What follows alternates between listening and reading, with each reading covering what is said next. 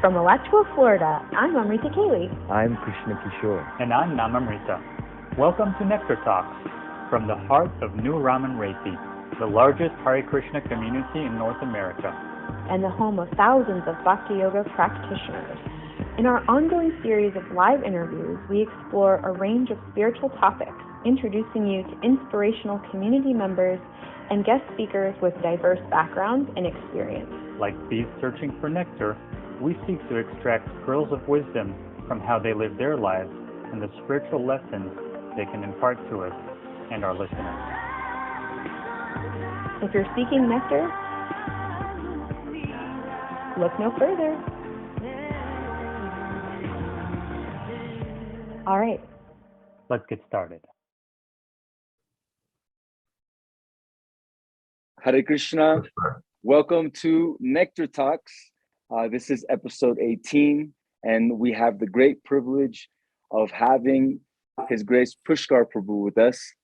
Puskar, what I realized was that you told me you moved to Alachua in 1989, right? December. And my family moved to Alachua in 1989. So we've been a part of the Alachua community since 1989. So how many years is that? That's like 32 years, right? At least. But I mean, I definitely came in December. My wife came in August. Okay. And so I trailed along after 5 months or so. So yeah, I mean, I grew up in this community with you, always hearing you quote shlokas and your funny jokes and your wonderful classes. And I feel very honored and privileged to be able to share this moment and share this time with you. So I'm just going to give a short little background of the little research I've done about you. Correct me if I'm wrong, but from what I understand is that you're a Brooklyn boy, right? Sort of, yeah, mostly. Well, so you were born in Brooklyn. Yeah, I was actually born in Brooklyn, but I lived in Staten Island during, like my mother came over to the Brooklyn Jewish Hospital, but I was living in Staten Island at the time until I was like two and a half, past 2.5, I think, maybe even 3. So as soon as I was born, they wheeled me back because, to get back, you had to always take, like I would be in a stroller, and they go a few miles down this promenade there's a bay there, then it goes to the ferry. So I have really early memories of getting on that Staten Island ferry many times. Most of the relatives lived, you could get there by just walking. It was a pretty good long walk though, from the ferry to walk to where most of the relatives lived. I don't know, 2 miles at me, more than 2 miles. I don't know. But I would be in the stroller when I was little. So, but I lived in Staten Island, but I was born in Brooklyn Hospital. Right. So you were born in Brooklyn in the 40s, right? I know that you studied in the art school, like prestigious ones, like what was it, the Art Students League, and also the Brooklyn Museum, right? Yeah, but later, not when I was born, but yeah. But later, just a short little bio introduction, and you are a disciple of His Divine Grace A.C. Bhaktivedanta Swami Srila Prabhupada, and you got initiated by him in the 70s, but the first time in most people got 1967. Yeah, I mean, I got initiated in 71, but yeah, I saw Prabhupada in 67, and according to my parents, I saw him in 66 because I didn't have a clear vision of it because a lot of things were going on. I could say crazy stuff, but yeah, it was crazy. Well, I definitely want to get there. I want to get there to that story. But before we get to when you met Srila Prabhupada, I was wondering if you can give us a little inside scoop about your upbringing and how you eventually became interested in pursuing your art career. Well, even when I was little in Staten Island, my father was taking courses in painting, so he used to paint ever since I was like born. He was painting on oil painting, abstract paintings. But when I lived in Staten Island, we only had like a one room. It was a Quonset hut, been an army barrack or something. It was really a funky little place. But I remember he had some abstract paintings he was working on, and so I always got exposure to that, when I was little. I mean, he was not trained as an academic painter, but he liked to do abstract paintings. And there's some funny, weird stuff like his abstract art teacher was named Shankar, which of course we know is Lord Shiva, right? But his abstract teacher was named Louis Shankar. So he'd be saying the word Shankar. And not only that, my father had this weird thing where he would only use Shiva paints. It's not even, they still make Shiva paint, but it's not, there's many, many good paints, and that's considered a mediocre type of paint. But maybe that's why he bought it. I don't know. But so the first word I ever could read was Shiva, because he bought Shiva paints. So I heard the Shiva paints on it. See Shiva, the Shankar. Yeah, I heard the name now, but not that. But that's funny because his teacher was named Shankar, and his paints were Shiva. In fact, he was so into Shiva paint that I remember going as a little kid to art store a couple times, and he'd say, "Do you have any Shiva paint?" And if they didn't have it, he would go to another art store to get the Shiva paints. And it was weird, he was definitely into that type of. So the word there was always in my head. First word I can That's remember. interesting. That's interesting that Lord Shiva's name came into your life even before you knew who Shiva was.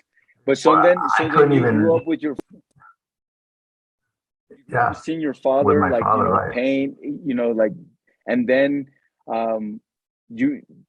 what pursued you to take it to the next level? Well, there are so many things. Like I had this uncle, he recently died, but my father had like 5 other brothers, and he was the second youngest. And he had some training in drawing, actually how to draw and make hatchings and, like contours. And he showed me stuff when I was like 6. Plus, where I lived in Brooklyn at the time, when I was between, say, 7 or 5 and 5, 6, and 9, I lived like near this thing called the Pratt Institute, which is art university. It's only like 4 blocks from where I live, not far from where the Brooklyn Temple is now. And so I used to go, they sent me over there on Saturday. I would take a special art class. And then I think also, I don't know if it was simultaneously, but there was the Brooklyn Museum. They also had a Saturday art class for kids, and they used to put me over there. So I always got, like every weekend I would get some. But they're mostly doing like, really basic, just craft, but you're always getting some exposure. And my parents went to Museum of Modern Art and like that, especially Museum of Modern Art. I don't remember going to the Metropolitan Museum, but definitely Museum of Modern Art. So I was getting some exposure like that. And they knew other artists, like my father had friends who were artists. And so they weren't like full on artists like my father, but he was definitely had some. I couldn't say it was like my father was like a Picasso or something, But so he wasn't giving me academic training, but I would pick it up here and there or whatever. But color-wise, I would get a lot of exposure. I used to dream. I had a recurring dream where I was sitting in the dark, like near a pier somewhere, like a Brooklyn type, and it would be raining, floating down tubes of paint. The colors would like fascinate me. The colors. I dream about colors and. It was a thing, it's built in like that. It's karma, I guess. Well, and if anybody is hearing this that wondering why I'm asking about art, if you didn't know, of course, you're famous, Puskar Prabhu. In the ISKCON world, you're definitely famous, even whether you like it or not. But we anyway, can see your paintings. Yeah, they know I'm an artist, so yeah, I don't think it's going to shock anybody. Just mention it, just in case, And so you got inspired with your father with art. Then you went to these art schools, and what did you do after that? At college? After you studied art in college? Well, you skipped over like when I went to junior high school. and I qualified for somehow or other. I mean, I was really not very well behaved in school. I mean, that would be underestimated. I was just under being a juvenile delinquent. Like, I had friends who were, locked up or something, but I was always careful not to go too far like that. But I was pretty.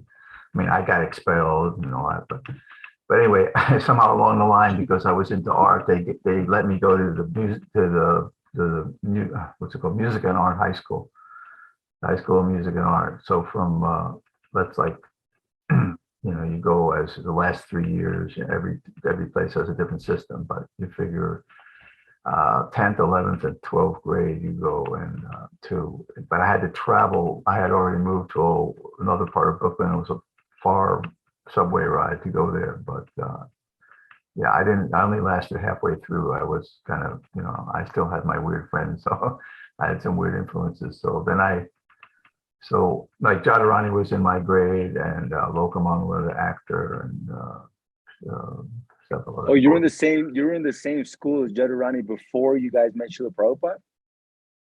Yeah. Wow. I mean, so yeah, I didn't know her that well, but I remember her, Judy Teslowski, and but it's interestingly, I went to the 50th reunion of that school in 2014. Yeah, and they were asking me. They knew about her. They knew she was a Hare Krishna, because especially, even though during the high school time she hadn't exactly joined, but they remembered her at the college, which is just around the same area up in 135th. It's in Harlem, So they remembered her with a B-bag. But she would have graduated in 64, and then she joined in 66. So, but they remember her that they asked me, and I had mentioned it to her. She was living around here, Alachua, that she didn't want to go to the reunion or something. She wasn't going to be in Wow, New that's York. an amazing coincidence. Yeah, but since I'm 15, yeah, I know her sort of, yeah. Oh, wow. Right. Wow, that's interesting. So anyway, after, because I had to go to a different high school, but when I went to this other high school, I got some scholarships to go to this Art Students League, and also to the Brooklyn Museum. In the Brooklyn Museum, you had to do a little bit of work, and you didn't just get the scholarship. So a few hours a week it's just art related. Like, I worked in the print department, where they would frame the print, not prints, but lithographs and things that were kept in frames, glass frames. It wasn't like the oil paintings, but I saw original works there, and I used to help them mat things and little odd jobs they'd give me to do their work off my scholarship a little bit. And the thing they teach you, I would go there from like 9 till maybe 1. And after 1, I would jump the train and go to Manhattan from Brooklyn, and then I would go to the Art Students League for the rest of I don't know, till the evening, for another like 6 hours or something. I would be doing more artwork there, and there were some pretty well-known artists that were working in, especially at the Art Students League. Edwin Dickinson, and if you mention 2 artists, they know who it is. Edwin Dickinson, famous American artist, and Robert Beverly Hale, who was like curator of modern art at the Metropolitan Museum, and he was an expert on anatomy and drawing. I had other teachers, so it was good. You learned a lot of stuff. I just crammed it for 2 years. And then later I went to San Francisco, and I started going to the San Francisco Art Institute, but I was too really, wacky to stay there. I did study a little bit of lithography and photography and some painting, but I was way, way weird by that time. I couldn't stay there. So these kind of rules that you learned in art school of, drawing anatomy and everything like that, was it easy to apply once? I know we're kind of jumping ahead, but I just thought of that. Like, when you started painting pictures of, Krishna and the different pastimes, and, Chaitanya Mahaprabhu, where maybe the bodily dimensions are a little bit different, and, there is some descriptions. There wasn't. it wasn't that hard to, yeah, of course you do have to learn that, but you adjust to it, because I had Jadharani, Muralidhar, Bhardraj, Parikshit. I mean, these people were like, they work, I was a little slacker, because I was like I could say brahmachari, I was more like a single guy, but I used to study a lot, more than Jadharani would study. And at one time we were in the art room in Brooklyn, and Jadharani, it was just me and maybe Vishnu Das and Muralidhar, and she said something like, "Oh, does anyone want to hear some TLC?" And we didn't know what she really meant. Like, no one said anything. I said, "Okay," And then she started speaking TLC, Teachings of Lord Chaitanya, and I was listening. I thought, "Well, that sounds familiar." And I opened the book, and she was doing like verbatim, like the first 8 pages she did by heart. So she used to study, but I mean, everybody kind of read a little bit, but none of those were pundits. I mean, Jadharani she gave a lot of the classes, so she was the head of the game, So there was a lot of association. But first I joined in LA, First I Well, joined in since you LA. mentioned that you were kind of a part of this group of artists, I have a question. So I kind of wanted to, because Srila Prabhupada, being the pioneer that he was, that he is, he introduced a lot of things to the Western world. I mean, there was like this whole renaissance of Krishna consciousness that was just spread all over the world. But I guess you could say like the Western culture, I guess you could say. And one of the things that he introduced was Krishna Conscious Art. And you were, even though like you mentioned, like they were maybe a little, they started before you, or they had more practice, or whatever it is. You were also part of this wonderful renaissance of Krishna Conscious Art. So we would love to hear more about that, how that, came up. And I mean, if you want to tell us with how you met the devotees, and then, kind of go into that would be great too. Yeah, everything about me is not that standard, because when I saw, like you say, 67, I saw Prabhupada, right? It was preaching. He gave a kirtan right across from the Second Avenue Temple. There was a theater, Village Theater East, East Village Theater, whatever it was called. And the marquee was still there up until 15 years ago, and up until recently. So I saw Prabhupada there, and I probably saw him in Tompkins Square as well, but I didn't, have any inclination to join. Then when I moved to San Francisco in 67, in June, because in May I saw Prabhupada at that Village East Theater, and I mean, I was so far from like joining, that if anybody out there knows who the Fugs were, this crazy music group, like they were older guys. I mean, the oldest guy was older than my mother, he, Tuli Kuferman or something. And I left there with them, I didn't, he was wild. Anyway, I won't even say what we were doing, but so I didn't join then. But when I went to San Francisco, somehow I ended up living near the San Francisco temple, the first temple on Frederick, about a block and a half up the hill. And then the Malati and Jamuna and Chandravali and some of the other women, they had an ashram just across the street from my studio window. And I would see them, and I would go down for the Sunday feast there, and in 68. And so, but Upendra used to, no one else, I guess they figured I was just a standard, garden variety hippie. They didn't try to get me to join, but Upendra was there. He used to try to get me to paint Krishna. I mean, he didn't hand me any materials, but I was just painting wild, expression, abstract expression in those days. So still, I mean, I did some other psychedelic type styles, but just to paint that kind of, it seemed to me academic style wasn't my thing, So yeah, it took a little bit, I had to get purified a little bit. But then I moved to Hawaii at the end of 69 in December. And it was December. So in April, I went to Maui from the Big Island of Hawaii. And the very next day that I got to Maui, then I joined with Sai, had a different separate group, so that's a whole story. It's in my art book. So that was a unique thing because I was kind of like, wow, there's so many details I could tell. But one thing I could say But so is, when you met, you know, this Sai, or what was his spiritual name? a Siddhasarup. Yeah. Siddhasarup. So what was the standard?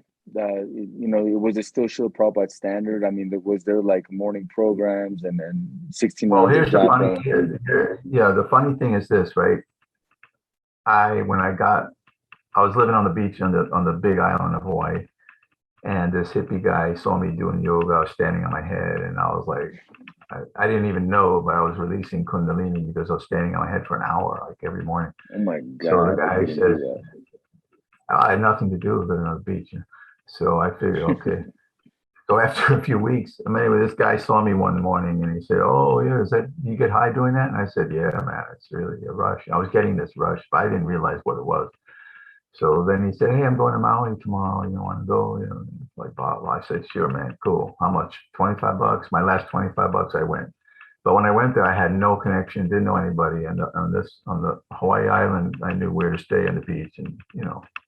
But over there, as soon as I got there was nothing going on. I stayed up all night, and I ended up in the Lahaina Park under the big banyan tree there, and I was playing harmonica. I had a harmonica, and I was really bummed out, kind of like. And so I kind of reached the end of my rope there. You know, I had been totally weird. And this, as I was had my eyes closed, this one devotee, Prahlad, later his name became Prahlad Ananda or something. Prahlad Ananda, I think Prahlad Das. So he said, "Hey, you want to jam with us?" And I didn't know what he meant. You know, he just had yogi like white pants. They had hair. So I didn't really know what, because the banyan tree is big, you know, they're on the other side. So I go over there and they're chanting, you know. I thought, wow, this seems cool, you know. But you could see how people could join that group. It was like a halfway house. Like you weren't shaved up or anything. It wasn't, you know, so you could argue that, yeah, that works for bringing in people. So, but as far as the standard goes, yeah, they were following all the rest of the standards. 16 rounds, got up early. We didn't get up that early then, maybe got 5:30. But gradually, Siddhasu brought in, he would, on the other island, bringing in more rules and more. Every time there was a new book, we had all the books. In fact, we had classes from every book. I don't even think ISKCON had classes from every book. Like the second canos were being printed in, you know, by the chapters, and they had a couple of them. And they had the first Cano books. They had the TLC. They had the NOD came out. Then they got the Krishna book 1. And the Gita, the blue Gita, purple, the old abridged Gita. So I had all those books, and every day we'd have at least a half-hour class from about 5 books. So you figured out like 2.5 hours worth of classes. So we were definitely, you knew that like Siddha Sarup's guru was Srila Prabhupada. Well, that's the thing. He wasn't like a subject too much until we all centralized over. They had a group in Oahu, and I was on Maui, so we didn't really have any association with the ISKCON people on Maui at all. Whereas there was some competition going on, but I didn't know that until I went over to Honolulu. You know, then we felt it. We never saw them or anything the first few months when I was there. We used to go Harinam. We used to drive like 30, 40 minutes to different, like, I don't know what the names of the towns anymore, but we'd go different places. There were 3 or 4 different 5 places maybe we'd do Harinam. One time or twice we went to this place called the Banana Patch, and several devotees joined from there. It was a bunch of hippies living in trees and tree houses, you know, in Maui. And so we'd go different places. A few times a week we'd go out and chant. So we did that, and we did these classes. We followed the 4 regs, the whole enchilada, basically, you know. And then, so you said that was in 69, right? No, this is 70. I joined on April Fools. Like I said, the guy tapped me, and I was sitting in the group, and they were giving out cookies and some juice in that park in Maui, and this is the funny thing, because I had met an old friend of mine from Greenwich Village, this guy George Surratt, and he was like a big, you know, he was a big, like, Students for Democratic Society. You know, he'd been to China, he learned Chinese. It was like a really His father was like a famous Isaac Rosenfeld, a famous writer, super brilliant guy. His father died long before, but so I happened to meet him on the Big Island. So I knew he was around and he was organizing students or something. I didn't really follow it at all, but it just so happened at that time when they asked me to join them, and they were just passing out juice and cookies. On the way back, this one lady got initiated by Prabhupada, but so she had a cassette recorder where Sai was preaching to my old friend, right? George. And I kind of looked up to George. He goes, when I go to his house, he had like maybe 3-4 bedroom, but every wall was full of books from his father's collection. Like it was just like wall to wall. There's no wall space. So he was like an intellectual guy. He read all those books. So she played this cassette of Sai preaching to this old friend of mine, George. And his preaching was so amazing. At that time, I didn't know what Sai looked like. I thought maybe he's an Indian guy. I have no idea he's a guru. It's very big. I just got in a car after being there for a half hour. It was like a new thing. And so they said, no, this is George Saran. I said, that's weird. He's preaching to my old friend, And his preaching was so like right on how Bhakti yoga is like maxed out. It beats out politics. And he was hitting every point, so it impressed me a lot. So then I said, this is cool. I stayed there, and it was a great ashram. Like if you cut down a bamboo or an elephant leaf, like in 2 days, the thing would be a foot tall. Like it was really fertile, unbelievable soil there. We used to grow vegetables. Okay, so wait, let me recap just so I can understand a little bit better. So you were in New York, and then when you decided to go to Hawaii, just to no. You skipped a whole 2-3 years. I was in California from 67 basically till the end of 69. I was there for a good 2.5 years.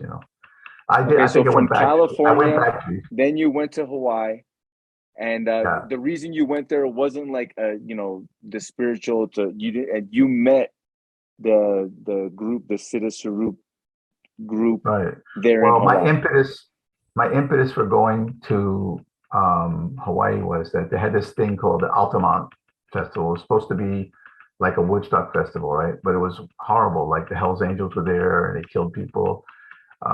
And it was a last minute thing where they said, and the Rolling Stones quote organized it, but they're such idiots. They got that you're young, maybe you didn't hear about it, but this Altamont's a famous thing for people from the 60s. So it was supposed to be the West Coast answer to Woodstock, but it was nothing. It was just crazy. It was just a one-day thing. The devotees were there from the San Francisco temple, and they were chanting the beginning of it. So I stayed there, and it was such a violent, horrible experience. It was. The music was halfway. The Rolling Stones were the worst. The other bands were better. So basically, you went there for a festival, and then you ended up staying there. No. The Altamont Festival is in San Jose or somewhere near in California. It has nothing to do with Hawaii. But because it was a violent, weird festival, the next day or two, a few days later, we went to we flew to Hawaii. So what was the reason of going to Hawaii? Because the flower power, we thought it's a bummer. The vibes were so bad. Hell's Angel, this, that. So we just got out of there. Sorry, I'm trying to just follow the no, I was staying in the lines. I was staying in the periphery of the thing, but yeah, I wasn't clear. How can I fill up the whole space, my whole life in like 2 sentences? No, I know. It was just interesting for me because I wanted to kind of know why did you do the moves that you did. But then, so you went to Hawaii, flower power type of style. There you met Siddha Swarup's group. And then how long were you with them till when you met Srila Prabhupada and joined ISKCON? Well, Prabhupada came, by the time after 2-3 months, I went from Maui to Oahu. So in Oahu was a whole other ballgame. We did Harinam and Waitiki and all the stuff. So at one point, Prabhupada came in August of 70, right? And it was interesting because he was on his way to Japan. He had Kirtananda with him, Devananda, Madhavisa, like that. I think maybe Brahmananda. So anyway, although I'd seen Prabhupada before, but I was in my brain was too foggy, way foggy in 67. But by this time, when Prabhupada came into the temple, we all went there. We had Siddha side people. We had about at least 40 of us, right? And we all crammed into the temple room. And then Prabhupada came in, and it was like sunset, just before sunset. And Prabhupada came through the side door, and he was standing in the doorway. So I didn't ever really focused on him before that. And he was all clean shaven, and he was so pucka, and he came, it was like amazing, personality. It looked like he just alighted, came in like from outer space, from Vaikuntha.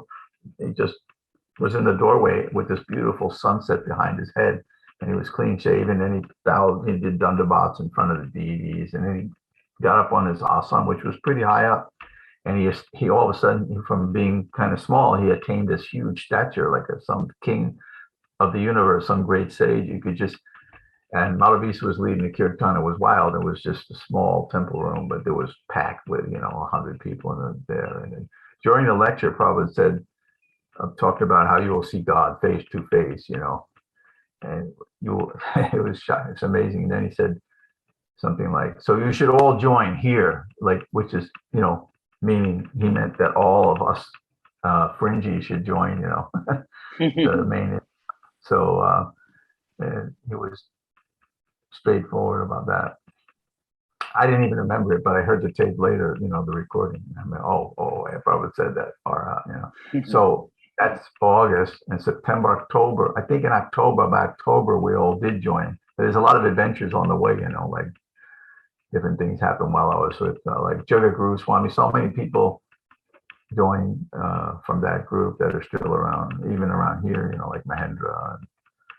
He just moved here a few months So can you ago. explain a little bit about the transition of when then you kind of officially joined ISKCON? Because it wasn't that, with Siddha Swarup, you didn't get like initiated or get a name. You were still known as what? No, everybody except me and Jagat Guru Swami, who later became Jagat Guru Narasimha Swami, got a name.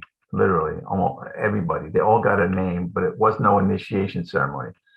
But because we were kind of weird, outlaw, we were a little bit weren't like totally sold out to, we had little doubts that maybe size, not totally, we knew he was a far out guy, totally far out. He had a lot of charisma, he had mystic powers and everything, but we didn't, because he had long hair and we started. So what happened? So they used to do this thing called, we'd invite people on a Sunday, and I used to make these handbills, and that's a long story. There was another guy there, but, and we get people to come to our gathering, right? And so one day we're all lying down doing this kind of meditation. They called it psychic sleep, where you lie down on your back, and then we get the visitors there also, and you kind of like walk them through how you're not the body, you relax the people, and then gradually they introduce Hare Krishna. But right in the middle of this really quiet session, all of a sudden I heard a disturbance, and I got up.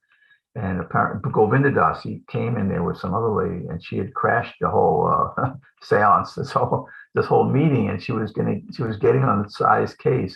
And Sai had this right-hand man who was, you can read letters to Tushta Krishna. In those days, he had a different name, but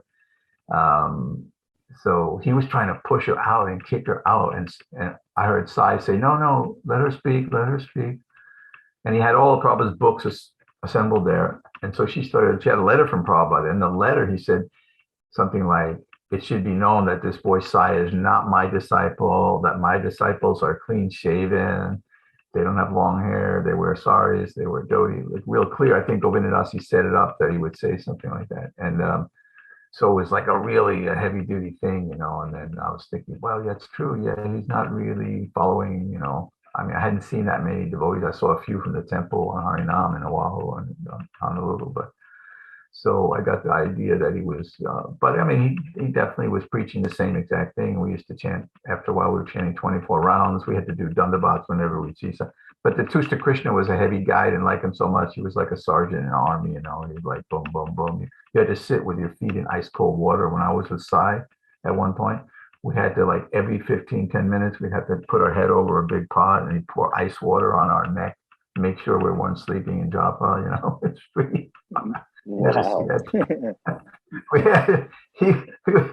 We were, it was like a military thing, it was definitely. So when did you make that step towards, I guess, joining Srila Prabhupada and, getting initiated, meeting him and that whole. No, Sai had a big meeting, and Mahendra knew about it. He was one of the in guys. He knew before. A few guys knew, but at one point he got everybody assembled in this house that we were renting, and he just said, how we're all going to join ISKCON en masse, the whole group. It wasn't like any individual decision. It was him. He decided, and so he sent a group to LA, like 12, 13 devotees, and then a group to San Francisco, and he went there as well. Later, he went back to San Francisco, back down a little side, and he sent a group to New York, and he sent a group to London. A few people went to India. I think the London people basically went to London, then they went to India. You see pictures of the like Krishna and his old wife, and Sanat Kumar. He was a Hawaiian guy there with George Harrison. In those days, they were there for that whole thing with George Harrison and the Beatles. So everybody just joined, about 65 people, I think. And then he gave a bunch of money. He gave about $1,000 per devotee, which is a lot of money in those days. You can read probably letters about it, what it should be used for, and exactly. Gave some vehicles. So it was a big thing. It was like boom, one shot. Everybody was joining. Some people stayed in Honolulu. So from Hawaii, where did you go? So I went to LA, and I started seeing the paintings from the BBT, like Boston. Some of the paintings had been done in LA or in San Francisco by Muralidhar, and there was some by Devahuti, and some so the other art ones department was already flowing with art when you joined ISKCON. It was like, yeah, of course. I mean, come on, Krishna book came out like in '69. Other books came out even, I think, earlier, like those second canto chapters. They were printed by the devotees on their own presses, but it kind of fell apart. They weren't really bound up very well, but they did manage to print a few books. And after a while, yeah. So the group of them, if you ever want to know the history of the art, I don't know, I can throw that in. But what basically Muralidhar and Jadharani was the first kind of, but then Muralidhar was he was pretty good even then. So, but he was painting on the West Coast. So he came to Boston to work with Jadharani, and then there were a few other ladies there, like Rukmini. They never really developed into full-blown artists illustrating, But this Devahuti, she was older. She was like 40 something. In those days, we were like 20, 3, 4, and she was like 40 something. So she couldn't work with a group of artists because they were doing, after a while, she did beautiful paintings. You can go to Prabhupada's quarters and see beautiful rasa dance and the cover of Nectar Lotion and so many nice. She had her own. No, when you mention all of these names, they're familiar to me because, I grew up with the big Krishna art book. And oh man, I just love reading the pastimes, the Krishna art, and we would see all the different artist names under. So when you say Muralidhar and Devahuti, right, they didn't put names on in the early days. Later on, there weren't any names, but they worked without the name signing. Was kind of the ego thing wasn't at all. Later on, people started signing in '73. People started signing, but basically, Muralidhar, Jadharani, and Bardresh. Bardresh came from Montreal, but he was all expert. So Prabhupada sent him down to work with he took over the group because he's very good at inventing newer and newer compositions. So he was like kind of in charge of Muralidhar and Jadharani. Jadharani was like the head, but as soon as Bardresh came, he was like boom, boom. He could design paintings. They couldn't do that. He was like a amazing thing. They could just like bang. I mean, if you see the old Krishna book 1, it's like there's a distinct style of Muralidhar, distinct style of Jadharani. And then when they all started working together, it was like an assembly line. And then Bardresh did 1 or 2, 3 paintings on his own. But when he came to Boston, then he took over and started designing every painting. So Krishna book 2 and 3, and then in the beginning of the Gita, he designed a lot of the paintings. So by the time I came in '71, about 2/3 of the Gita paintings were done, and everybody was doing their own painting. Bardresh did some, Muralidhar, Jadharani, and they would coach each other a little bit here and there, but basically they were working on their own. So that's a sum and substance. And then Devahuti had left. I was just going to go. I was painting guru paintings in LA. I wasn't associated with anybody. And then Karanda said, hey, I think you should go and join the artists in Boston. And then by the time I left and got the ticket from my parents, they already moved to Brooklyn. So they just moved like 2, 3, 4, 5 days before when I got to the Brooklyn press. And so it was pretty amazing thing. Because I thought I was looking up to them because I couldn't paint that tight academic style. I mean, I knew it was a challenge. I started doing it because I started doing the guru portraits and for the different temples on the West Coast. So I was getting the hang of it, but to paint all the jewels. And so when I first came there, I couldn't hardly finish one painting. Jadharani would give me a painting. I could design a painting. I designed a few and then I worked on them and then she'd work on a little bit. Bardroj would come in and help me, gradually do the painting on your own like that. Well, so you gradually, you joined ISKCON and then you gradually started getting involved in the art department. And no, I was immediately involved in the art department, not gradually. I gradually was learning, but no. But as soon as I came to LA, as soon as I got to LA, they gave me discipline, Parampara painting to do for LA. You can see pictures, Prabhupada's preaching in the old temple room. And there's the 4 gurus and there's a Sankirtan painting I did there. They were pretty big ones. And so I was practicing, like that. And then Karander, he was a big shot in those days. He said, you should go join the other artists, after I did all the paintings for whatever it was, Laguna and San Diego, LA, like that. Maybe there was Santa Barbara. I did a bunch of guru paintings. And so by early 71, I joined somewhere in October, end of October, we joined from Psi. So October, November, December, January, February, after 5 months, maybe I went out and joined the Brooklyn and I met, the whole mood was so different in New York. It was shockingly, it's too shocking, but some of the things were really, really different, I mean, I could tell a few things, like, for one thing, it's like Karander was very attentive, like he was getting letters back from Tamal Krishna specifically, and Tamal would give him updates. In those days, everything was a letter, you make a phone call, you didn't have nothing.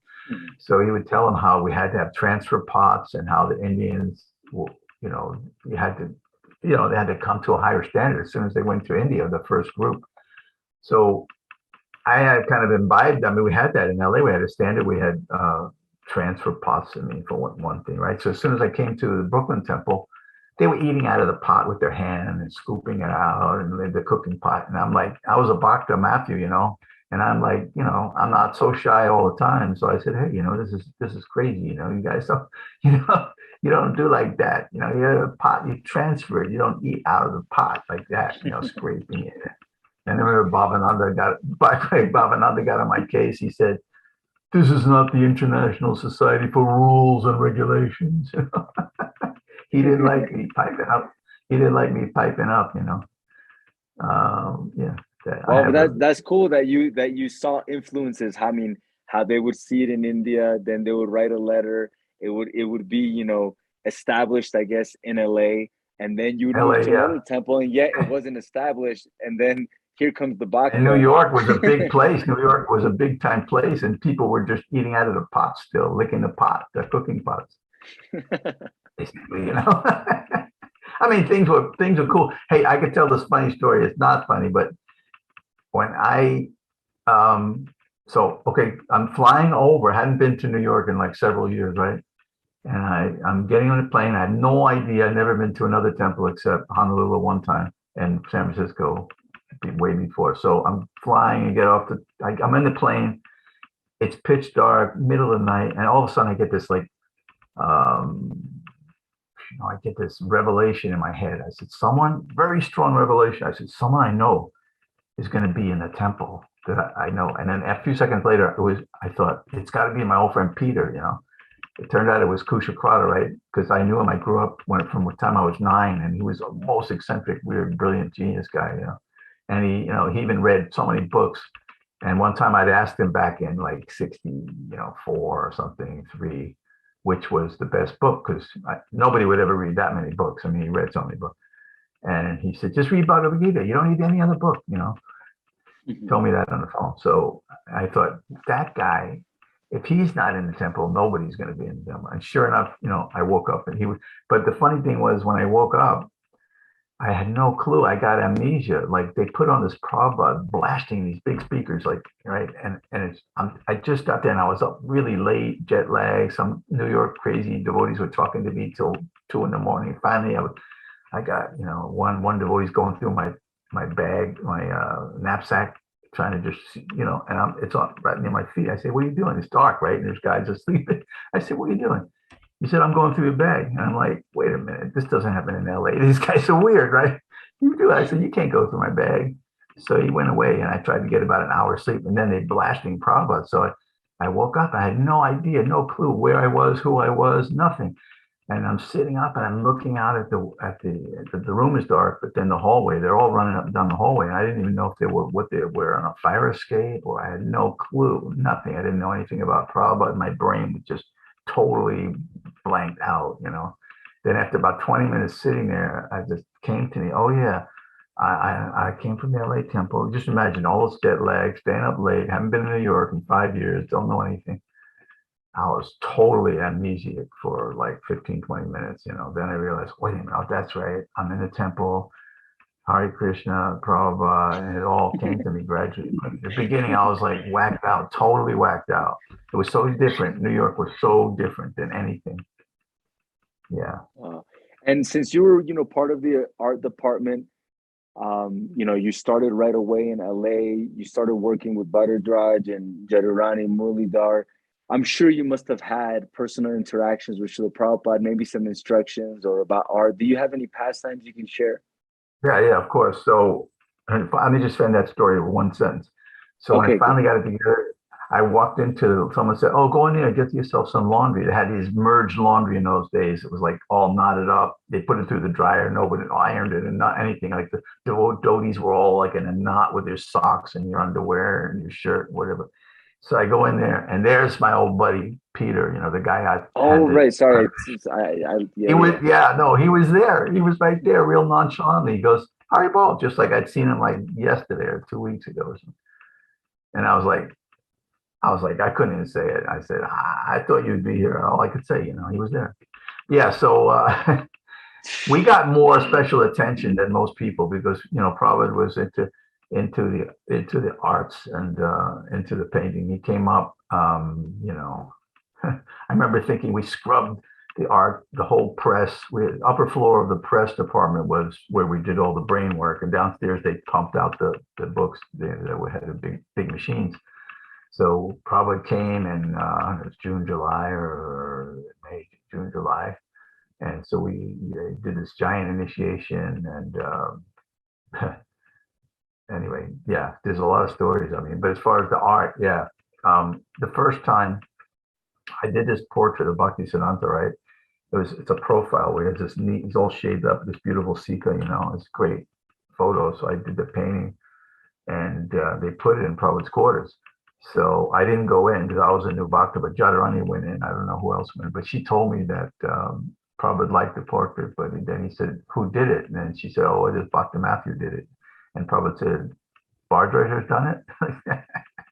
And then she said, no, this new artist, Matthew, did it. And he said, oh, yeah, Bhattacharya's done it. Like, it was funny, but the funny thing is, Bhattacharya did help me with it for about 3-4 minutes or 2, I forget. Just the nose was a little off. So he took the brushes and he was fixing the nose, So it's just funny anecdote,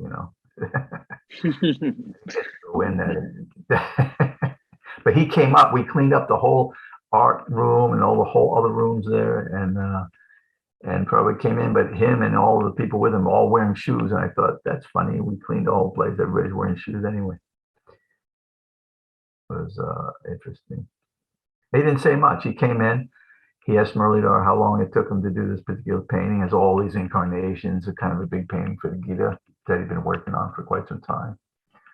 And he asked him how long. He hardly said anything in the art department at that time.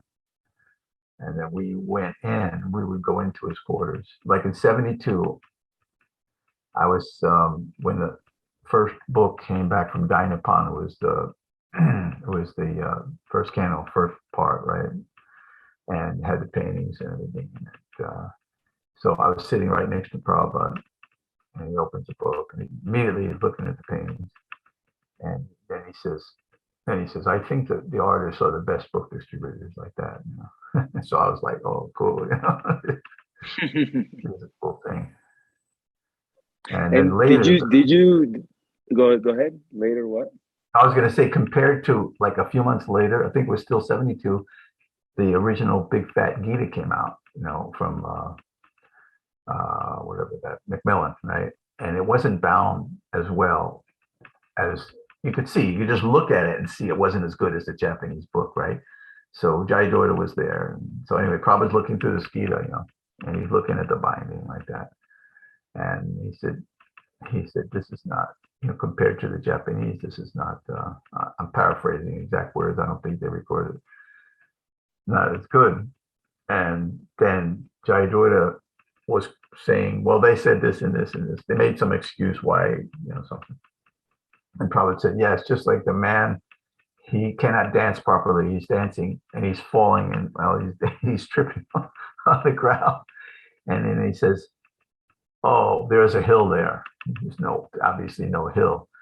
And then Prabhupada put his hands up like that, and he said, they're simply after money. He was really down on the American printer, the Macmillan, like the Japanese, much better. So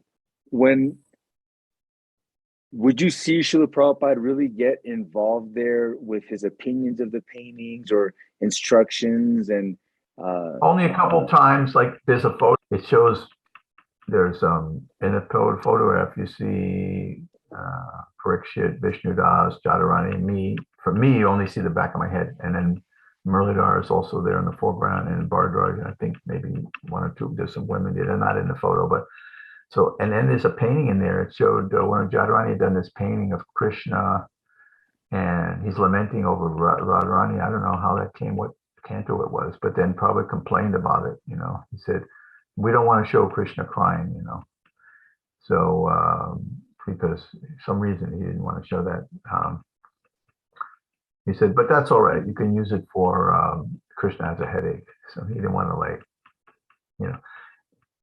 see, twice Prabhupada came in 73. The one time he came and we had a big meeting with him, and he wanted people to go. This was the earlier meeting in 73. He wanted artists to go to India. So it was a big deal, So I don't know. I don't think it was the time with that painting. That was the earlier time, probably, or something. Maybe Jadharani has it in her book exactly. But then he was talking about how his Guru Maharaj had all these doll exhibits, and we were looking at each other like, doll, like what doll? He was saying, like the, dioramas, right? But he didn't use the word. He called them dolls. In India, they don't have a word like diorama, they have something, but Prabhupada's translation was dolls, how his guru had spread Krishna consciousness, Bhaktisiddhanta. So then he was trying to get volunteers. So Bhardraj, and there was another guy named Peter. Peter. He was a British guy, a little older than the rest of us, but he was a good artist. But so they volunteered, they were going to go. So then Prabhupada kept saying, and we asked him how many art supplies we should take, and he said, oh, you can take 1 ton of art supplies. And Bali Mardan was the big shot there. So he was sitting, Prabhupada's on an asan in his room, right? And so Bali Mardan is sitting next to him on his left. So he looked at Bali Mardan and he said, find out exactly, what they should bring. He said, business means immediately. It's like something that sticks in your head. Business means immediately. That's what Prabhupada's philosophy, get stuff done now. Don't wait, don't put it off. So then after a while, he wanted other volunteers. That's a nice instruction. So me and Vishnu Das, we raised our hand that we wanted to go, because we weren't like the main stars of the art department, and that we were brahmachari, like, sure, we'll go, And then Bali Mardan didn't want anyone to go for some reason. He just said, put your hands down, you're not going anywhere. We were looking at each other like, what? He's overriding Prabhupada. This guy is gonna override Prabhupada, right? Anyway, that's a whole thing I could spend the rest of the time talking about. But basically, Bhardraj wrote me so many letters, and then I wasn't getting them. Bali Mardan was keeping the letters because he didn't want people to go for some reason. he was planning to get a place in Manhattan, or he was planning to get some big plan. You know, he thought his wife was a Toyota Aries and whatever. So all weird stuff. You know, I've heard the pastime. I've heard the pastime of where Srila Prabhupada, he wanted to finish the Chaitanya Charitamrita, you know, in a short time, shorter than I guess what is possible, right? But impossible is in the full dictionary. Right. Yeah, at that time, did the art department also have to start cranking it up for the books? That was LA. That was later after we went to LA, you know. Interestingly enough though, because okay, so I'm in Mayapur in 75 at the festival, and then I want to go to Vrindavan because Prabhupada went to Vrindavan. So I go up to Vrindavan, and somehow or other I had a meeting with Prabhupada, and there was Jayapataka was there or something, and Prabhupada tells me that I should go to LA, right? But I had left even my chanting beads in Mayapur. I had no intention of going back to the West at all, right? So I go up to Vrindavan, and Prabhupada saying you should go back to the West, and I'm like, wow, far out. So I had stuff with me, but I left my chanting beads with this big, tall English devotee who's an artist, Annika Zundavi. So I was thinking, man, that's weird. I don't even have my beads, you know. So anyway, when I went back, it took a while. It was a big thing to go. The Vietnam War was just ending, and I got stuck. It was good that I got stuck because I got association with Prabhupada in Delhi for a few weeks. And but wow. I mean, there's so many things, stories. I mean, about you know. So, but when you think about it, why did Prabhupada want me to go to LA? He said because Jayapataka said to Prabhupada, he said, well, you told him that he should stay in Mayapur and paint. He said, well, if you do paintings in for our books, then he said, you know, they're also used on the wall. He was prioritizing that because it seems like a big shock that Prabhupada said. He came and said, okay, now you should do all these 17 books in 8 weeks, whatever it was. We had to do them, you know. But he was pragmatic, you know, because he was sending me back already. Wow, so he gave you the direct order, sent you back to before the LA. marathon, way before the marathon. This is already in March or something, April maybe, April of 74 or 5. So then I was hanging around. He knew he was coming. So yeah, but then it was like this, you know, but he was, you know, kind of half planning it, and he had it in his mind, more artists, more everything. Like when I was in Mayapur, you know, I had a little bit of falling out with Bhavananda. So I got somehow I got to Calcutta, and Prabhupada was in Calcutta, right? So that was one of the greatest smart moves I ever made, getting in a fight with Bhavananda and going to Calcutta, because then I sat in a room with Prabhupada for 2 hours, you know, one day with just a Chutananda, and Prabhupada was talking. It was like the high point of my existence for the last 10 trillion lifetimes or something, you know, and Prabhupada was just so amazing. Like Shudakurti just showed up on the other side of the curtain. There was only a curtain. There was no real door on Prabhupada's quarters, and he just comes behind, you know, on the side of the curtain, says, well, Prabhupada's just sitting there if anybody wants to go in. Of course, Shudakurti was a little slack on recording thing. It's not recorded. Neither is that meeting with the artist. Neither is a lot of stuff. But anyway, so I was like intimidated. Am I going to go in there alone? And Chutananda was sitting next to me. So he got up to go, and then we went in. I told the whole story on my memory tapes about that. But one of the first things Prabhupada said was like, oh, so, you know, you're here in Calcutta, but you're supposed to be in Mayapur. I said, well, you know, I came to do some of those murals. There was some big paintings I did on the side, on the walls there in Calcutta. I said, I came there just to do that. He said, oh, okay. You know, but he knew, you know. As a matter of fact, like, okay, remember I talked about how Balimadan didn't want the artist to leave. He was trying to stop everybody. But so, because I didn't show up, and I was still in, the next time Prabhupada came in 73, I came into his room, and he was putting on his tilak like this in a mirror. He had a big mirror. I know he was looking in the mirror, but while he's looking in the mirror, he's looking at me. And he says, so you can go to India for some days. In other words, he didn't forget that I had volunteered and I wanted to go. You know, he probably knew Balamardan's whole, you know, shtick, his whole rap too. I mean, come on, the guy's trying to override Prabhupada right in front of, you know, Prabhupada's Yoga Guru. Anyway, so I said, yeah, I can go. So, I made sure I was going to go. I did some things where Bali Madan wanted me to definitely stay there. Ironically, I went with Bali Madan and a couple of Jai Satyanandan and this other guy. So I did the four of us. And, so anyway, I got to have some association with Prabhupada. When was the last time you went back to Vrindavan Mayapur? On 2017, I was there. Oh, 2017. And I don't really always I don't like talking the details about when Srila Prabhupada left, but I would like to know, where were you? Because I was there the whole time. I was there all the way from.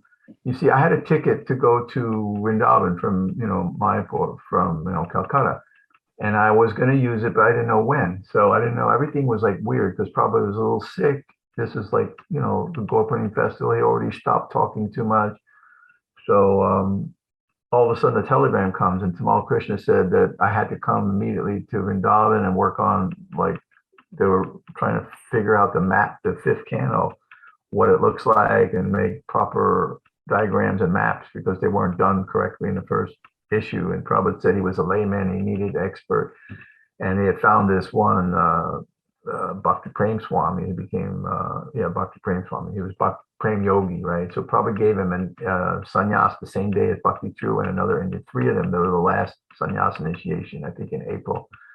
So I went up there and there was a committee of this Prem Swami, Sodanandan, who was like a pandit and had charge of the Gurukula, and Tamal Krishna, who was Prabhupada's assistant. So the four of us, we were working on these maps. So I got to come in and show Prabhupada the maps, 4 or 5 times. In Vrindavan. So I was there all the way from April, May, all the way till the day before Prabhupada left, because the police were trying to arrest me because I was illegal.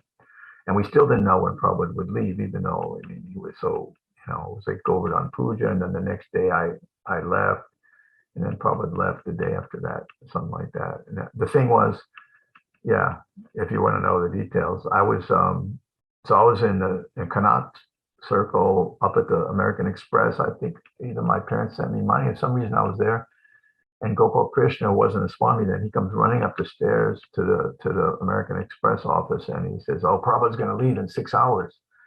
And even though Narayan Maharaj had been there and they had mapped off an area that was going to be the Samadhi, and I was with Yasodhananda, and they brought these flatbed rickshaws full of salt. And I asked him, we were standing up in the old restaurant, I said, "What are those? What's on those big burlap sacks?" He said, "That's salt for the Samadhi." And I was like, whoa. And this is like, maybe 8-10 days before Prabhupada left, or maybe even 2 weeks or something. I'm like, what?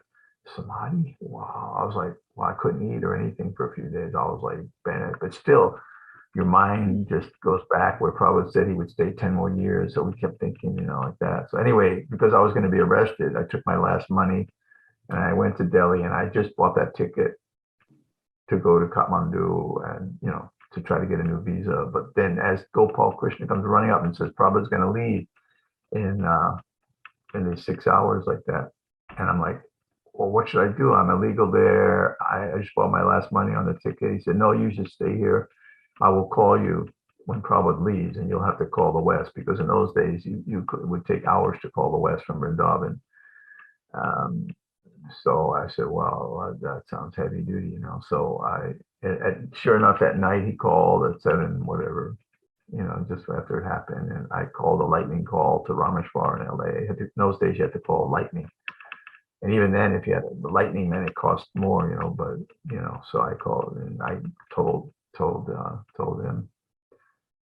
I'm pretty sure. Wow, I didn't know that. So, that was my job. And then the next morning after that, I got on the train or the plane. Yeah, the train. And I had to go to, I forgot that city.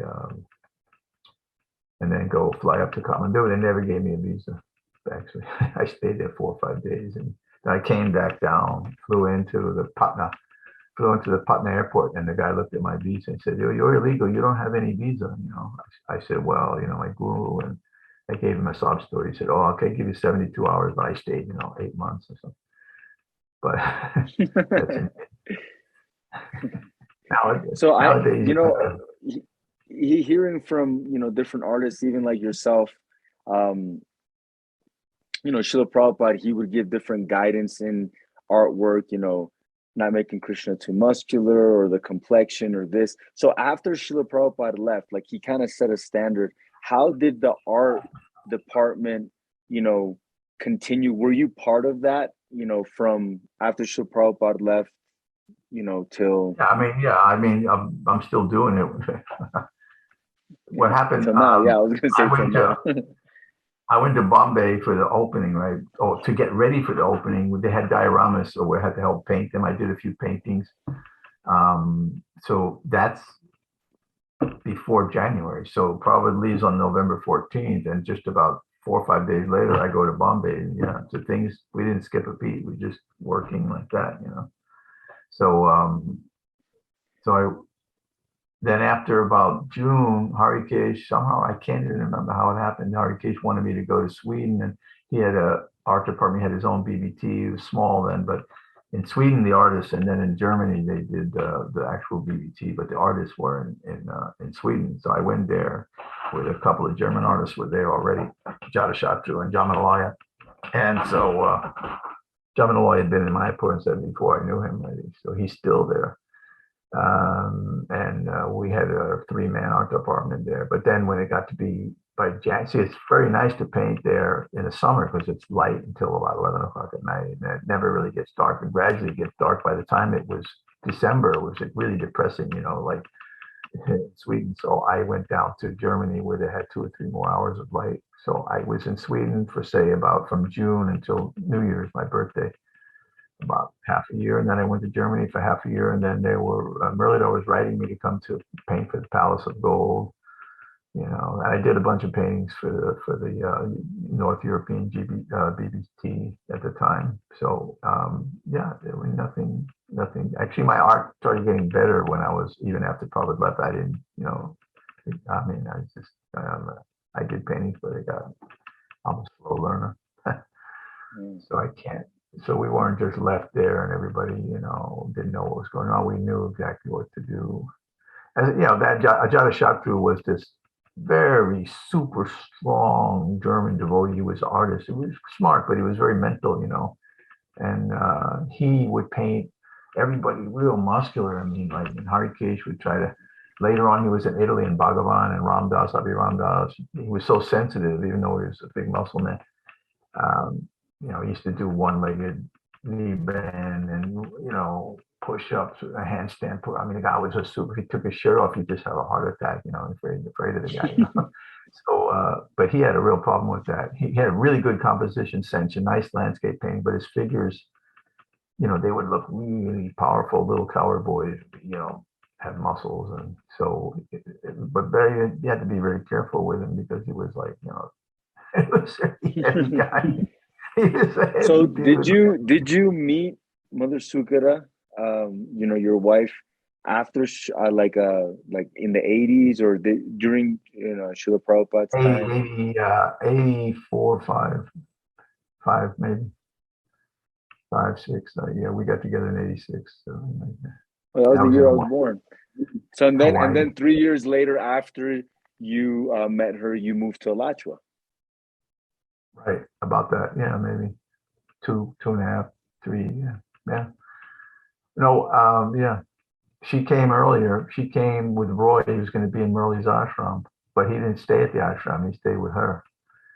See, she didn't come to teach or anything. She was a teacher when she was Karmi way back, a couple of years, but she didn't like that. But as soon as she came, she stayed with Brahmatirtha, and Brahmatirtha's wife was teaching at the time, and she hated it. So she asked Sukhada to do it, and Sukhada did it, and then she just kept doing it for 30 years, or 20. That's how I always remember Mother Sukhada as a teacher. She was a teacher to my brother's class, like the older class. I don't think I ever took classes under Mother Sukhada. I don't think I did. I think she had like the older kids, and then when I I left the day school. But I do remember when little Prita came. And of course, I always remember Roy. Roy is always, the tall amongst all of us, and especially me. Prita, I mean, I remember Prita. Yeah, she was little, you know, and then she got to my height when she was probably like around 5. I don't know, but yeah, she would bring her in the classroom and the whole 9 yards, you know. But I guess she was well behaved. She didn't make a big stink. But Yeah, even when she had when the boys, temple, Alachua temple was like, you know, in the little trailer, and then when they did the temple, and then they had the old Gurukul, I mean the old day school, which was like really beat down trailers, and then they put like the newer style, and then yeah, I mean you've seen Alachua develop. yeah, I mean, if we're talking about Alachua, that's a whole other ballgame. I didn't even talk about Alachua. I mean, but as far as I used to teach art to in the temple, old temple room, to when they had the old Gurukula. And then I would also go over to Murli's place and teach. And I went over to the girls' ashram when they were on, 235. So I taught a bunch of kids art over. I took an art class from you one time. Yeah. So a lot of kids, that wasn't compulsory. Maybe some kids, what they wanted to do with Ritawaji, he used to punish the boys that they couldn't come. I'm all ready to do art class, and then they don't come. I said, what happened? He said, oh, they weren't good. I said, well, what do you mean? I clean up the whole studio, and then you punish them. They like art. Why are you punishing them like that? Yeah. It's a weird way of punishing people. You can't do art, you know.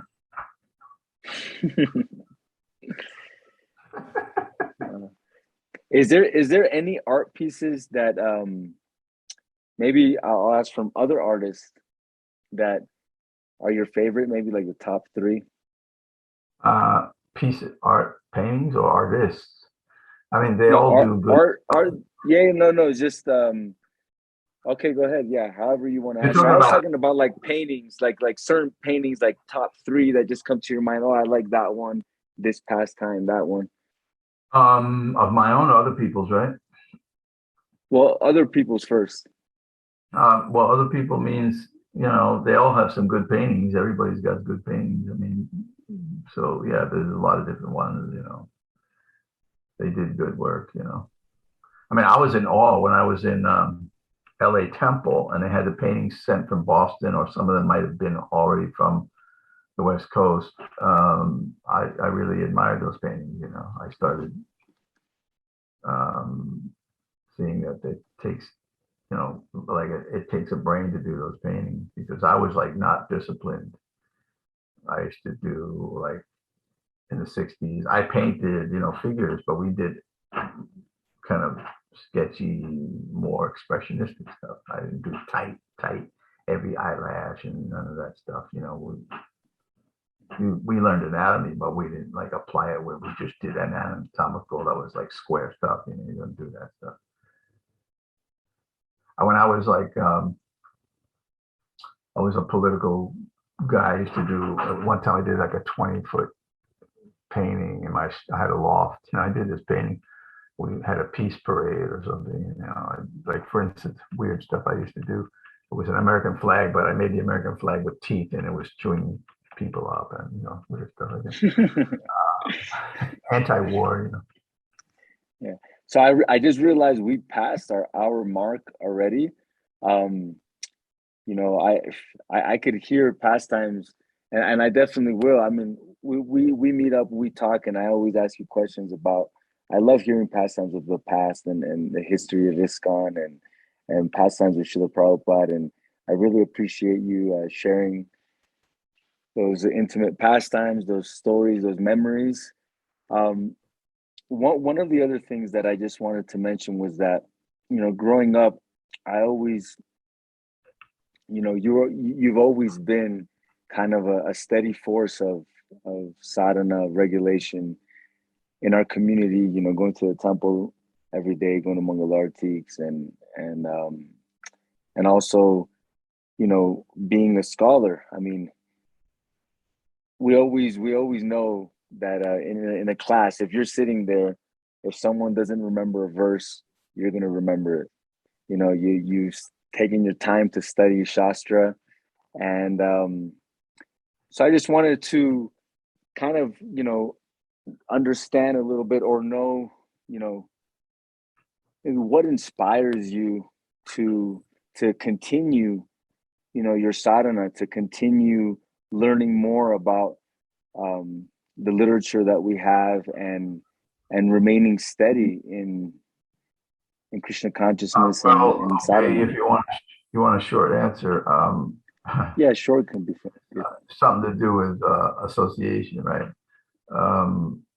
Like when I first came to, like in Hawaii, right? I joined with Sai. Well, we studied, but we didn't like, no way we were learning slokas or anything like that, right? So, but then because there were some things that were tricky, like GAN, how to pronounce it, we didn't really have people. So when I went to Honolulu, I was still with the offshoot group, but sometimes I remember Balabhadra, he's the ISKCON guy, for instance, he came over a couple times, visited, and I asked him how to pronounce a few things. So I had some interest in that. And then when I went to LA as a new bhakta, there were some strict people like Donavir was a leader, one of the leaders, and was studying a little bit, but Yashodananda, and he later became a Swami and in charge of the Vrindavan Gurukul, but he was memorizing slokas. I remember when we joined, they said, "Oh, Prabhupada wants us to chant this sloka as soon as you wake up." It's a 10th canto shloka, which we had no clue what the meanings were, but I remember I memorized it. But as soon as I got there, they gave me a paper. It said Samsara Dava, and I was learning it. We didn't have word for word so much, but I was interested to learn, what's going on, what are they singing in Bengali. And I think that I don't understand people when they don't, go for 50 years or something and they don't know 2-3 shlokas. It doesn't make sense to me. So LA was like, okay, but then when I went to New York, I had the press. So you had Sanskrit department guys, you had, Padumna, Jaidura, Yogeshwar, Nitai was good then. Later on, he got weird, but Santosh, and then Gopi Pranadana was joining, Kushakrata, these guys were smart, it was like competitive. I asked Jaidura when I was a new bhakta, what do we do for learning shlokas? He said, just read it over and over. That was his answer, so I took it seriously. But nowadays, you see young people like Radha Swami's people or any, they're not Prabhupada disciples, especially like Indian devotees, and they learn so many things, they know 30 times more than old-time Prabhupada, most of the old-time Prabhupada disciples. So that's inspiring. If you see somebody like Chaitanya Charan, you see Gauranga, you see, Amarendra, these guys are like, they got 600,000 people tuning into the classes. They can quote every. Sometimes, some of them go off a little bit. So with your experience of, diving deep in that, for us, second generation, third generation, now there's even fourth generation being born. Could you share in a couple sentences maybe the benefit of learning, these shlokas and learning the Shastra? Well, one thing is like when I was like say in New York, especially in LA, there's a pecking order who would get what painting, right? So I never got like the cover painting, or I got a painting, but so it didn't take. I could do it quicker, So I would study. Generally speaking, I was studying slokas till like after lunch, till I start painting at 1. Not during the marathon, no, not then, but other times I would be doing a lot of 5-6 hours just studying, cramming slokas, in the old days. So I liked it. I always did it, so I don't see how, I never understood how people didn't want to, didn't do shlokas. And then of course, like I'm saying, we had Gopi Pranadana, then you had Dravida joining and Gopi, and and these guys were like massive brains, and it was very competitive too. Like, oh wow, yeah, I want to learn that too, like Dravida would be rattling off shlokas back in 75-6, and say, well, okay, let me check that out. You couldn't keep up with him. It was like phenomenal, boom, boom, boom, boom, boom, And sometimes the way he chants it is kind of funny, but it's not the standard way. It's more like a jazz type. But as far as him memorizing, it was like Gopi Pranadana one time, he told me he was memorizing Brahma Samhita. So I just thought he's memorizing, Govindam prayers. So a few days later, or maybe a week later, I saw him on the street in front of LA Temple. I said, so you finished the Govinda prayers? He goes, oh, no, I did the whole Brahma Samhita. I said, really? Did the whole Brahma Samhita? Wow. I said, how long? He said, it probably took about a week. It took about 5-6 days. I said, he said, no, I've been doing first canto. He said, I did the first couple of chapters. And, and Prabhupada wanted that because when Prabhupada came, before Gopi joined, even in 71, when Prabhupada first came, 72, especially when the book came out, Prabhupada had them print up the management in New York Temple. They printed up sheets for everybody so they could know have all the shlokas listed and chant. And every day that we do a shloka, you do the one from the previous day and like that. You know, he wanted that. He definitely wanted it. But then the Gopi Bandhana was memorizing whole chapters in 3 days, 4 days from the Bhagavatam. He went all the way up to third canto. I don't know. Every chapter, boom, boom, boom. Yeah, I'm actually reading one of the books that he did a commentary on and translated. I never got the great fortune of meeting him personally, though. Anyway, yeah. So I mean, if you're around that kind of thing, you have Prabhupada chanting this tapes of Prabhupada chanting. Well, so many Brahma Samhita, but Sukadeva's prayers, Kunti's prayers. He chants the first 3 chapters of the Bhagavatam. He chants about 5, 6 chapters of the CC, 7 through 11 or 7, 8, 9, yeah, about. So if you were able to, if you were to say that there's like a benefit from that, and share it to the younger how could there not be a generations. benefit? How could there not be a benefit? It's ecstatic, Yeah. I mean, one time a few years ago when Kardama, he doesn't come around right now, but he's an old friend of Prabhupada Damodar Swami, and Damodar Swami knows the whole Gita. I don't really know every verse, maybe I know 500 something, but he knows every verse. So I saw them sitting under the pavilion. It was a Sunday feast, and it was Dravida was in town. So there was Dravida, Kardama, and the Swami. I thought, oh, something's up, These guys are up to some no good, And sure enough, the Swami was trying to do the whole Gita. He was doing several chapters. He didn't do the whole Gita. And then if he skipped something, Kardama actually knew quite a bit, but Dravida definitely knows. And then I sat watching, So sometimes he would forget a word or something, and we'd just give him a little hint. He was trying to rack his brain and do a few chapters. So that's, I went to Gurukul, visited the real Gurukul in Srirangam with Gaurkeshava and Radhanath Swami in 84. And the kids they just sit and all they do is jam and cram slokas. That's what they do, They learn grammar like Painini, but one kid will chant like, say, the first line of a shloka 10 times. Right. So each kid is chanting, and then the next kid 10 times, next kid. So you have 4 kids all chanting just one line, say, of a Purana or some shloka from some Shastra. So that's already 40 times you hear just one line, then the next line. So you're talking 160 times, basically, you're going over that shloka one line at a time. And so Gaurkeshava asked one kid about 12 how many shlokas he knew, and the kid was about 12, right? And he thought for a second. He thought, oh, maybe 60,000. I mean, it's just a matter of Prabhupada. If you read his letters, Prabhupada's instructions, he wanted the boys, the Gurukul girls too, but to learn, they're just not there to play around. They're there to learn stuff. He wanted to learn the Shastra, learn the shlokas. Sorry, I just had to change my headphones, but I did hear you. So, we're getting to the tail end of the interview. I could sit and talk with you all day. I love your stories. But since we're talking about slokas, I'm going to do a quick rapid fire question. I know you're not prepared for this. So I'm just going to go, whatever comes to mind. Okay. The first thing that comes to mind, just tell me. I want to ask you, the first verse sloka that comes to mind, that's your favorite from the Bhagavad Gita. Nirmana moha jita sanga dosha. I like the ones that are longer meter, That's, 15 chapters. Nirmana moha jita sanga dosha.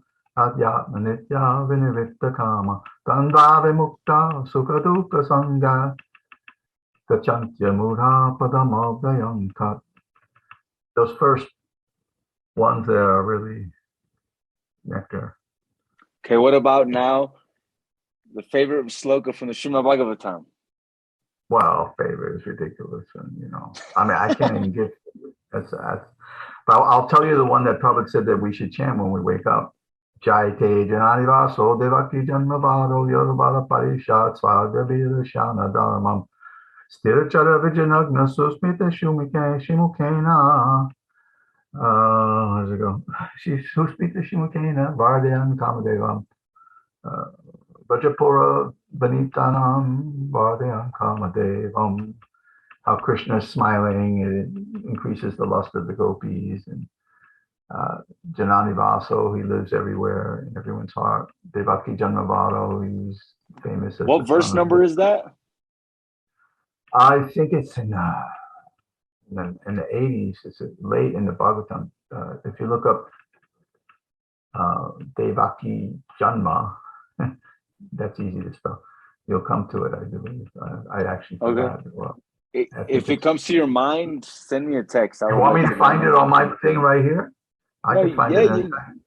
Okay, you can send it to me. Oh, I just clicked off now.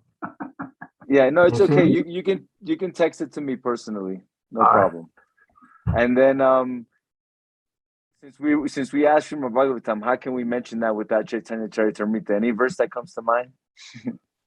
Well, I don't have a favorite, but Krishna Swarup, he likes the one that Swarup Damodar chanted when he came first to Puri. He already knew Lord Chaitanya from Navadvip, but when he was Purushottamacharya, but when he came, he became a brahmachari.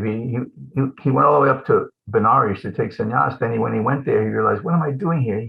As soon as he realized it, he didn't even wait to take sannyas. He immediately went to Puri and he said, what did I do? I was wasting so much time. I should have been here, you know. Anyway, so he chanted a shloka, which sometimes they say it's from the Kavi Kanapur's book Chandradoya Nataka, but in that, you know, he chanted it. So I mean, he's older than Kavi Kanapur, so probably he should get credit. And Kavi Kanapur, of course, he wrote so many amazing slokas. Kavi Kanapur, even when he was 7, he was writing. But that verse that Krishna Swarup really likes, I respect it because he's a Sanskrit expert, you know. Elo dunita kedaya vishadaya pranyadaramodaya shamyat shashtra vivadaya rasadaya chita pitan madaya shashvan bhakti vinodaya samadaya madhuri mayadaya shitaitanya dayani deta vabhuyadamandodaya. They're all the words ending in aya, like daya, like mercy. So the mercy is flowing. That Lord Chaitanya's, by his mercy, and all the disagreements between different shastras are resolved very easily. All things, all miseries, it awakens, you know, love of God in the heart like that. Then buyad amandodaya, let this mercy of Mahaprabhu flow out all over the universe. Anyway, there's so many good slokas. I just thought of that one. No, yeah, I always get inspired because I know whenever we're in a conversation, you know, in the morning time, we're talking to a group, like shlokas start coming, quoting different books, and I always feel so ignorant, actually. Like, wow, I need to learn more. I need to read more.